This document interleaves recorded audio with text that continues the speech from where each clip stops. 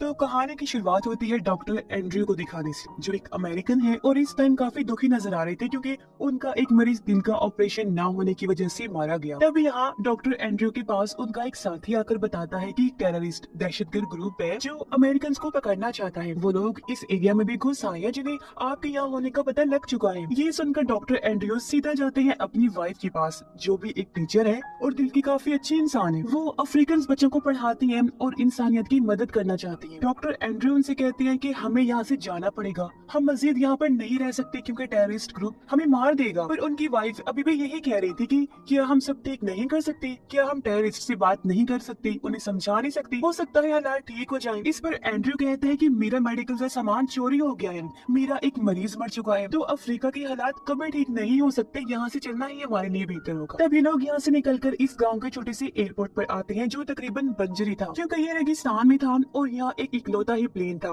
जिसमें बैठकर इन्हें यहाँ से जाना था। प्लेन की हालत भी ज्यादा ठीक नहीं थी, इसलिए पायलट जो बहुत ही लालची है वो लोगों और बहुत सारे सामान को ले जाना चाहता है। दूसरे मुसाफिर जो भी अमेरिकन थे वो भी यहाँ से जाना चाहते थे।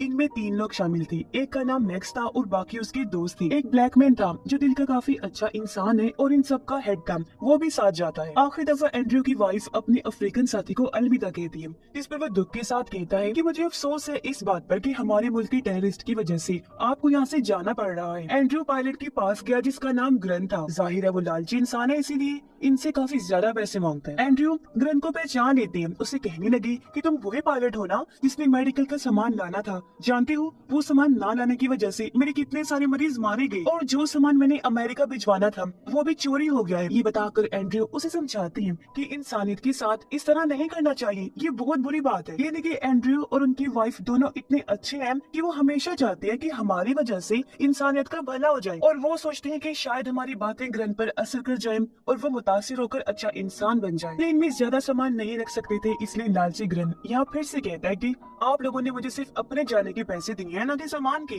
तो आप सामान नहीं लेकर जा सकते। लेकिन मुसाफिरों के बार बार कहने पर वो मान गया और कहते हैं अच्छा चलो ठीक है, आप सामान तो ले जा सकते हैं लेकिन अपना सामान आपको अपने गोद में रखना होगा। जिसके बाद वो सब आकर प्लेन में बैठ जाते हैं। प्लेन के अंदर के हालात भी काफी बुरे थे, लेकिन अपनी जान बचाकर जैसे तैसे इन्हें यहाँ से जाना ही था, वरना अगला प्लेन इन्हें 1 हफ्ते के बाद मिलेगा। ये यहाँ रहना नहीं चाहते क्योंकि एक तरफ वो टेररिस्ट ग्रुप और दूसरी तरफ अफ्रीका के जंगल के खतरनाक जानवर, तो मजबूरन इन्हें इसी प्लेन में सफर करना था। जैसे ही प्लेन उड़ता है ये लोग सबका सांस लेते हैं, ये नॉर्मल लग रही थी, सब ठीक ही चल रहा था, लेकिन अचानक प्लेन हिलने लगता है। सब लोग रन से इस बारे में पूछते हैं, जिस पर वो कहता है कि ऐसी कोई बात नहीं है प्लेन में, मैंने पहले भी कई सारे प्लेन उड़ाए हैं जो कई घंटों का सफर बनता है, तो मैं जानता हूँ प्लेन में कोई गड़बड़ नहीं है, आप सब लोग शांत रहें। लेकिन गुस्से में डॉक्टर एंड्रयू सामने आई, कहते हैं कि मैं इतना तो जानता हूँ कि तुम लालची हो और तुमने प्लेन में बहुत सारा सामान रखा है जिस वजह से प्लेन वाइब्रेट हो रहा है, अगर ऐसे ही चलता रहा तो जल्दी प्लेन तबाह हो जाएगा। ग्रन कहते हैं भाई ऐसी कोई बात नहीं है, आप चुपचाप अपनी सीट बेल्ट लगाकर बैठ जाए,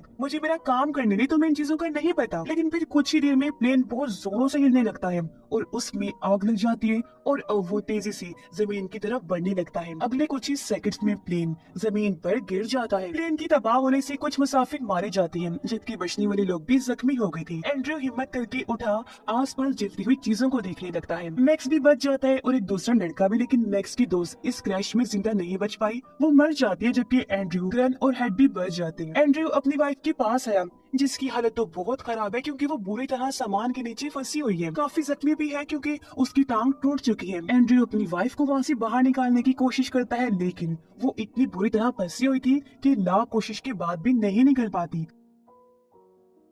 ये देखकर ग्रन कहता है वो नहीं निकल पाएगी, जोर मत लगाओ बल्कि सामान को उतारो, और हाँ तुम्हारी वाइफ तकलीफ में है तो ऐसा करो किसी थोड़ी शराब पिला दो। एंड्रयू गुस्सा हो गया, वो कहते हैं मुझे ये चीजें पसंद नहीं, तुम अपनी बकवास बंद करके यहाँ से जाओ, मैं जानता हूँ कि मुझे क्या करना है और ये प्लेन भी तुम्हारी वजह से क्रैश हुआ है। मैक्स अपनी दोस्त की लाश को ही प्लेन के पास ही दफन कर देता है ताकि जंगली जानवर उसकी लाश को खा ना जाए और ये लोग देखने लगते हैं कि हमारा प्लेन तबाह कहाँ हुआ है। तब इन्हें पता चला कि ये एक बहुत ही खतरनाक एरिया में फंस गए हैं जहाँ रहते हैं आदमखोर जंगली जानवर। ये लोग सोचते हैं कि दिन में तो हम सेफ हैं क्योंकि ये जंगल जो रेगिस्तान जैसा था, दिन में गर्म होने की वजह से जानवर शिकार नहीं कर सकते, लेकिन जैसे रात हो गई इनका बचना मुश्किल हो जाएगा, इसलिए इन्हें जल्दी कुछ करना होगा। अब डॉक्टर एंड्रयू को छोड़कर 3 लोग प्लान बनाते हैं कि हम करीबी गाँव जाएंगे जो यहाँ से लगभग 20-30 किलोमीटर दूर है। ग्रैन कहता है हमें साउथ ईस्ट की तरफ जाना होगा क्योंकि गाँव वही होगा। इस पर मैक्स कहते हैं कि नहीं, वो रास्ता गलत है, हमें साउथ वेस्ट की तरफ जाना चाहिए क्योंकि मुझे यकीन है कि गांव उसी तरफ होगा। पर ग्रन उसकी बात नहीं मानता और क्योंकि उसके पास इस टाइम गन है तो वो ही सबका बॉस था और कहता है कि अगर तुम लोगों को अपनी जान प्यारी है तो मेरे साथ चलो। वो एंड्रयू को भी साथ चलने का कहता है पर उन्होंने मना कर दिया क्योंकि वो अपनी जख्मी वाइफ के पास रहना चाहते थे। सब लोग एंड्रयू को काफी कहते हैं चलने के लिए। इस पर उनकी वाइफ कहती है कि हमें अपनी किस्मत पर यकीन है, गॉड पर भरोसा है कि वो हमें जरूर बचा लेंगे। एंड्रयू भी अपनी वाइफ से बहुत प्यार करती है तो किसी भी सूरत उसे अकेला छोड़ के नहीं जा सकते।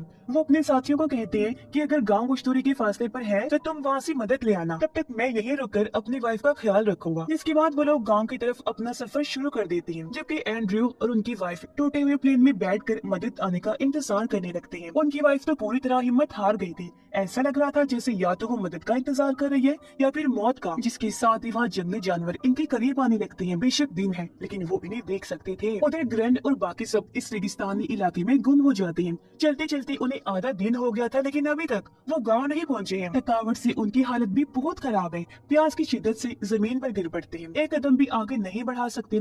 तब ग्रैंड उन्हें पानी पिलाते हैं और ये लोग अपनी आखिरी पहाड़ी की तरफ बढ़ने लगते हैं। पर ये क्या, इन्होंने देखा कि इतना सफर काट कर हम यहाँ आए हैं लेकिन आगे भी बस रेगिस्तान नुमा जंगल है। वापसी का रास्ता भी इन्हें मालूम नहीं, यानी वो पूरी तरह यहाँ पर फंस गए थे। ये देखकर मैक्स ग्रैंड से गन छीन लेते हैं और उसे कहता है कि देखो हम तुम्हारी वजह से यहाँ फंस गए हैं, जल्दी मर जाएंगे। सबको गन दिखाकर कहता है कि अब सबको उसी रास्ते पर चलना होगा जिस पर मैं जाऊंगा। लेकिन बाकी लोग तो ग्रैंड के साथ ही रहना चाहते थे। वो सोचते हैं कि जिस रास्ते से हम आए हैं अगर इसी पर चल दे तो अपने प्लेन के पास वापस पहुँच सकते हैं और फिर दूसरी डायरेक्शन में जाकर हम गाँव में भी पहुँच जाएंगे। इसलिए वो वापस की तरफ जाने लगते हैं, जबकि मैक्स अकेला ही अपने रास्ते की तरफ चल पड़ता है। वो लोग बड़ी मुश्किल से भारी कदमों और प्यास की शिद्दत के साथ प्लेन तक पहुंच जाते हैं। इन्होंने देखा कि यहाँ तो हर तरफ खून ही खून फैला हुआ है। एंड्रयू और उनकी वाइफ भी गायब है। प्लेन पर शेर के पंजों के निशान थे, जिससे लोग समझ जाते हैं कि इसका मतलब शेर ने उन दोनों का शिकार कर लिया और वो उन्हें खा गया। दोनों की मौत से उन्हें अफसोस तो हुआ पर वो ये सोचकर काफी घबरा गई कि इसका मतलब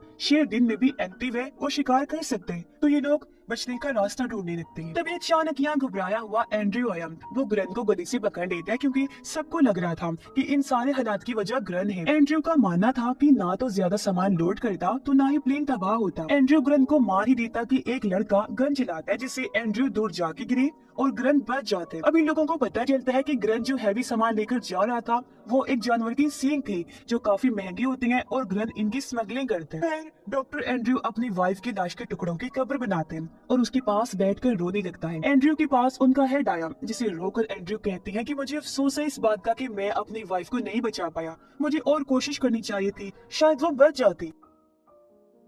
इस पर हेड कहता है कोशिश अगेंस्ट द लायन, शेर के खिलाफ तुम कोशिश करते हैं? नहीं यार मत करो अफसोस, खुद को मत कोसो क्योंकि ऐसा मुमकिन नहीं था और तुम्हारी वाइफ की किस्मत में यही लिखा था जिस पर उसे यकीन था। धीरे धीरे रात होने लगी। अब इन्हें जैसी तैसी रात गुजारनी थी या फिर कुछ करना था क्योंकि रात के टाइम ये पक्का किसी जानवर का शिकार हो जाएंगी और अब तो इन्हें शेर के गुर्राने की आवाजें भी आने लगती है। अब ग्रैंड इन सबको बताता है कि हमारे पास रात गुजारने का बस एक ही रास्ता है और वो है पायलट केबिन, जहाँ हम 3 लोग जैसे तैसे छुपकर अपनी जान बचा सकते हैं। तो अब ये लोग टॉस करने लगते हैं कि कौन से 3 लोग पायलट कैबिन में बैठेंगे। मैक्स का दोस्त टॉस में हार गया, यानी कि वो रात को प्लेन के बाहर बैठेगा। जैसे रात हुई वो लड़का आग जलाकर प्लेन के बाहर बैठ जाते हैं, जबकि तीनों लोग पायलट कैबिन में। उसे समझा दिया गया था कि तुमने बस सोना नहीं है और आग को जलते रहने देना है, क्योंकि जब तक तुम जागते रहोगे आग जलती रहेगी, तुम्हारी हिफाजत रहेगी और जैसे ही तुम्हारी आंख लगी आग बुझ गई तो तुम मर सकते हो। ये लोग अब बस रात गुजरने का इंतजार कर रहे थे क्योंकि सुबह होते ही ये उस गाँव में चले जाएंगे जिसका रास्ता अब इन्हें पता चल चुका है। रात को ग्रैंड किसी काम से बाहर आया, वो दिखता है कि वो लड़का तो सो रहा है और आग भी बुझ रही है। ग्रैंड उसे जगाकर कहते हैं लड़के होश करो, जागो और आग जला के रखो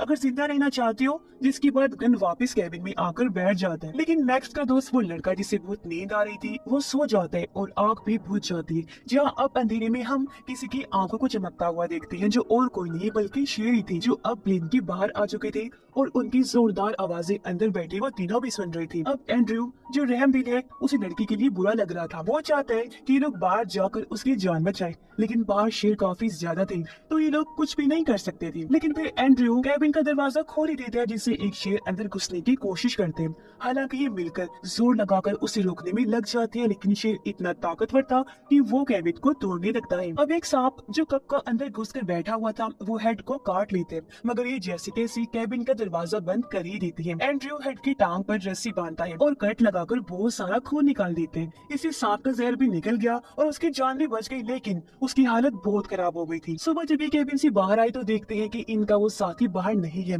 यानी वो भी शेरों का शिकार हो गया था। ये लोग फिर उस गांव में जाने का फैसला करते हैं क्योंकि दिन का टाइम है तो अभी इन्हें कोई खतरा नहीं होगा। लेकिन एंड्रयू जो इतना कुछ देख चुका है वो हिम्मत हार जाते हैं और पूरी तरह टूटकर पेड़ के साथ बैठ जाते हैं और लोगों से कहते हैं कि मैं तुम लोगों के साथ नहीं जाऊंगा, मैं हिम्मत हार चुका हूँ, यही मेरी किस्मत है। मैं अपनी वाइफ के पास जाना चाहता हूँ तो मैं यही रुककर अपनी मौत का इंतजार करूंगा। मैंने आज लोगों को शेर का खाना बनते हुए देखा है और ये चीज मजीद बर्दाश्त नहीं कर सकूंगा। जबकि बाकी लोग गाँव की तरफ निकल पड़ते हैं।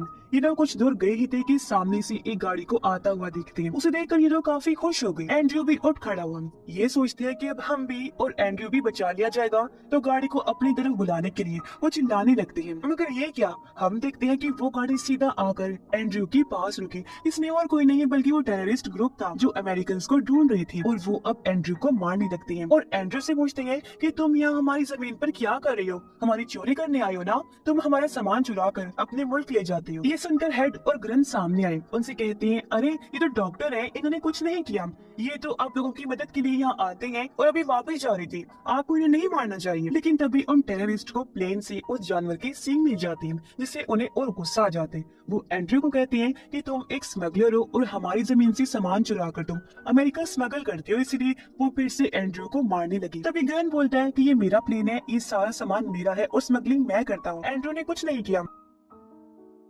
ये सुनकर वो कहते हैं इसका मतलब ग्रंथ हमें तुम्हें मार देना चाहिए। हेड कहता है क्यों क्यों मार देना चाहिए, क्या तुम कोई टेररिस्ट हो, तुम तो इस जमीन पर रहने वाले बड़े इंसान हो और हम तुम्हारी कदर करते हैं। हेड को लग रहा था कि वो टेररिस्ट की माइंड को बदल देंगी पर वो उसके चेहरे पर गोली मारकर ये साबित करते हैं कि हाँ हम वाकई टेररिस्ट हैं, हमें इंसानों पर रहम नहीं आता और हमारा कुछ भी नहीं हो सकता। जिसके बाद वो उनके साथ काफी बुरा सलूक करते हैं और एक टेररिस्ट ट्रक लेने चला जाता है ताकि वो इन्हें भी अपने साथ ले जाए और खूब इनके साथ बुरा सलूक किया जाए। अब दो टेररिस्ट यही रुके थे, उनमें से एक एंड्रयू को कहता है अच्छा चलो तुम्हारे साथ एक डील कर लेता हूँ, मैं 10 तक गिनूंगा और तुम्हें भागना होगा, 10 के बाद मैं गोली चलाऊंगा, ठीक है ना, चलो अब शाबाश तुम भागो, उठो खड़े हो और भागो। लेकिन एंड्रयू नहीं भागता क्योंकि वो तो कब का हिम्मत हार चुका है, तो उसे क्या जरूरत है भागने की। टेररिस्ट को इतना गुस्सा आया कि वो पानी दिखाकर उन्हें चिढ़ाने लगता है, उन पर हंसने लगता है। जब टेररिस्ट को एहसास हुआ कि दोनों पूरी तरह हिम्मत हार चुके हैं तो वो उनसे दूर प्लेन के साथ टेक लगाकर बैठ जाते हैं। कुछ देर बाद उनकी आंख लगी। ग्रैंड एंड्रयू को कहते हैं कि मैं फाइटर हूँ, इतनी आसानी से मैं नहीं मर सकता। जो कहकर वो बहुत देरी से टेररिस्ट के पास जाने लगा। वो गन छीनने लगता है लेकिन टेररिस्ट को होश आ गई। वो जैसे गन पर शूट करता है तो पता चला कि गन में तो गोली नहीं है। दूसरा टेररिस्ट भी जाग गया लेकिन इससे पहले वो गन पर शूट करता एंड्रयू उसे काबू करके गन छीनने की कोशिश करता है। इस चक्कर में गोलियां चलने लगी और दोनों टेररिस्ट मारे जाते हैं। तब ग्रैंड एंड्रयू से कहता है देखो हमने इन दोनों को तो मार दिया तो अब तुम्हें मेरे साथ चलना होगा। तुम्हें अपनी वाइफ का सपना पूरा करना है और मुझे सुधरना है। मुझे एक मौका दो ताकि मैं अपने सब गुनाहों की माफी मांग सकूं। तो अब चलो मेरे साथ, मैं तुम्हारी मदद करके तुम्हें शहर तक ले जाऊंगा जहाँ तुम हजारों मरीजों की मदद कर सकते हो। इसलिए एंड्रयू उसके साथ चल पड़ता है लेकिन उसकी हालत बहुत खराब थी। ये लोग जैसी तैसी आगे बढ़े। ये गाँव के करीब ही थे और इनके सामने पत्थरों की छोटी सी पहाड़ी थी, इसे पार करके इन्हें उस पार जाना था। अब ग्रैंड बड़ी मुश्किल से एंड्रयू को ऊपर चढ़ा तो देते हैं लेकिन ये क्या, उसने देखा कि सामने से खूंखार शेर आ रही है। ये लोग पहाड़ी पर ही थे इसलिए शेर इनके खून की स्मेल करते हुए पहाड़ी की तरफ आने लगते हैं। लेकिन क्योंकि वो पहाड़ी के ऊपर थे और छुपे हुए भी थे तो शेर इन्हें देख नहीं पाते और वहाँ से वापस जाने लगते हैं। पर तभी उन दोनों के ऊपर परिंदे मंडराने लगते हैं। हवा का रुख बदला और शेरों को फिर उनकी स्मेल आने लगी और वो फिर से इस तरफ आने लगते हैं। एंड्रयू के ऊपर एक बिच्छू चढ़ गया जो उसके चेहरे पर आ जाता है और एंड्रयू बिल्कुल खामोश रहा। बिच्छू को जैसे ग्रैंड हटाने लगा कि तभी एक पत्थर नीचे गिर जाते हैं जिससे शेर को कंफर्म हो गया कि ऊपर मेरे खाने के लिए जरूर कुछ है और वो जोर लगाकर ऊपर चढ़ने लगता है। ग्रैंड ये देखकर एंड्रयू का खून अपने जिस्म पर लगा लेता है और एंड्रयू से कहता है कि देखो मैंने अपनी जिंदगी में बहुत सारे बुरे काम किए हैं और आज मैं उन गुनाहों को धोना चाहता हूँ। मैं खून लगाकर शेरों के पास जाऊंगा, अपनी कुर्बानी देकर तुम्हारी जान बचाऊंगा ताकि शेर मेरा शिकार कर ले और तुम्हें भागने का मौका मिल जाए। तुम वादा करो कि यहाँ से तुम उठोगे और गाँव जरूर जाओगे। ये कहकर वो चिल्लाता हुआ पहाड़ी के ऊपर आया, फिर नीचे को जाता है। शेर फौरन उसके पास आकर उसका शिकार कर लेता है। इसके बाद एंड्रयू जो गाँव की तरफ बढ़ने लगा, काफी दूर तक चलने के बाद नीचे गिर जाता है। उसे प्यास लग रही थी। तभी वो सामने से दो जानवरों को आता हुआ देखता है जो उसे खाने आ रही थी। ये देखकर एंड्रयू आसमान की तरफ देखकर कहते हैं क्या मेरी किस्मत में बस यही लिखा था कि ऐसी फजूल मुर्दाखोर जानवर के हाथों में मरूं? अगर मेरी मौत ही लिखनी थी तो कम से कम शेर के हाथों तोड़ती। ये कहकर एंड्रयू दोबारा से फुल हिम्मत के साथ खड़ा होते। वो जानवर भागकर एंड्रयू की तरफ आने लगे, लेकिन अचानक बादल गरजने की आवाज से वो जानवर वहाँ से भाग जाते हैं। तभी बारिश होने लगी। एंड्रयू वही जमीन पर लेटकर बारिश का पानी पीने लगा और अपने इतनी देर की प्यास बुझाता है, जिसके बाद वो बेहोश हो जाता है। अब जब एंड्रयू की आंखें खुली तो उसके सामने उसका वही साथी था जिसने एंड्रयू को आकर टेररिस्ट का बताया था। वो सहारा देकर एंड्रयू को उठाता है और उसकी जान बचाकर यहाँ से ले जाता है। यानी कि एंड्रयू अब सेफ था और उसकी किस्मत में जिंदा रहना लिखा था, क्योंकि उसने आखिरी टाइम में हिम्मत से काम लिया था। और वो अब गाँव भी पहुँच जाएगा, जिसके साथ ये कहानी भी इधर ही खत्म हो जाती है।